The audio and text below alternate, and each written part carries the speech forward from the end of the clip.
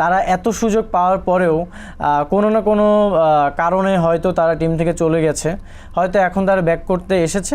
ভাই তাদেরকে ওয়েট করতে বলেছে যে তোমার একটা সুন্দর সময় দেখে আমরা তোমাকে ইন্ট্রোডিউস করাবো অডিয়েন্সের সাথে। ওয়েট করতে পারেনি, সো যেহেতু ওয়েট করতে পারেনি, সজীব ভাইও আর রেসপন্স করেনি। এর মানে কি এইটা যে সজীব ভাইকে নিয়ে এত কিছু সরানো হবে? না, এখানে যারা অভিযোগ করেছেন তিথি এবং সামিয়া, এর মধ্যে তিথি তো প্রায় 5 বছর হয়েছে প্র্যাঙ্কিং থেকে চলে গেছেন। তিনি বিয়ে করেছেন, বিয়ে হওয়ার পরে তিনি চলে গেছেন। বর্তমানে যথাসম্ভব তিনার সংসার ভেঙে গেছে, তারপর তিনি আবার প্র্যাঙ্কিং এ ব্যাক করতে চেয়েছেন, একটা বিষয়।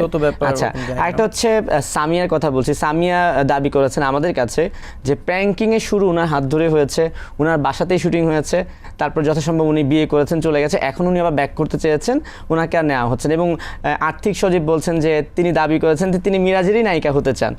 হ্যাঁ, এমন একটা বিষয়।